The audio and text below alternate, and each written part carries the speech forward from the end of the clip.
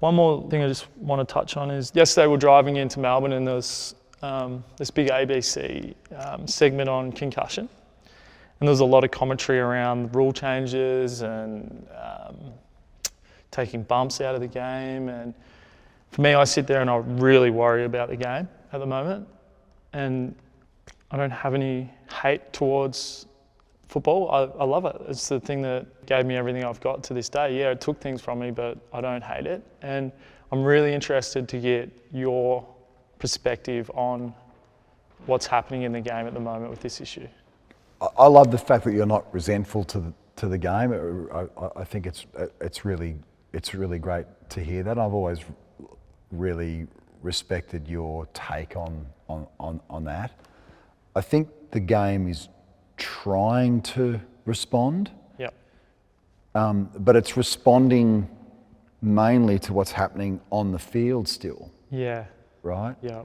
And I can actually see that there's been a slight change in behaviour physically from the players. Now when I see two players running towards the ball from opposite directions, I can see adjustments that are being made that weren't being made 10 years ago or even 5 years ago.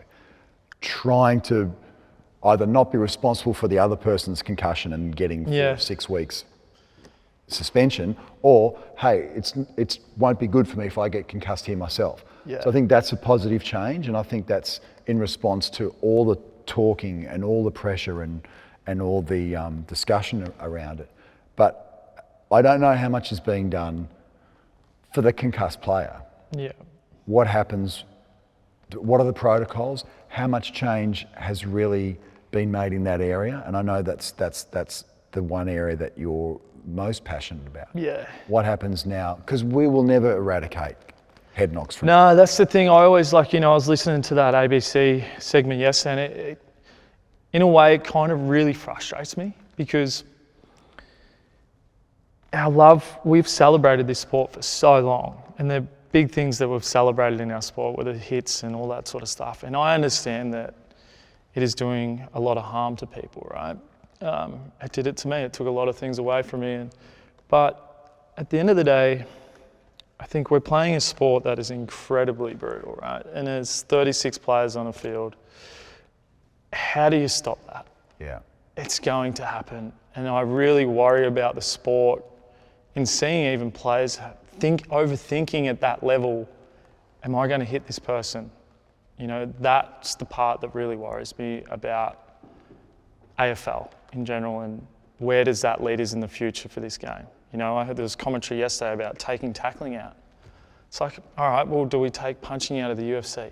Do we take that sort of stuff out of the UFC? The thing that really worries me, and the only thing I think about, is that it's going to happen no matter what. No matter what we do, the AFL is not the only sport this is happening in. Most concussions happen outside of sport. What happens after the fact? Yeah.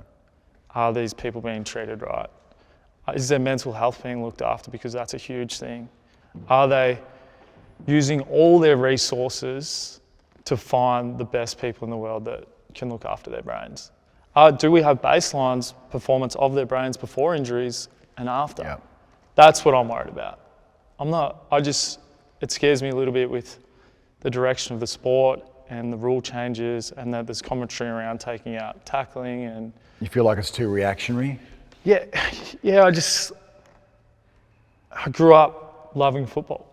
And with you, I just feel that we are playing an elite sport. It doesn't matter how we try to change it, it's going to happen.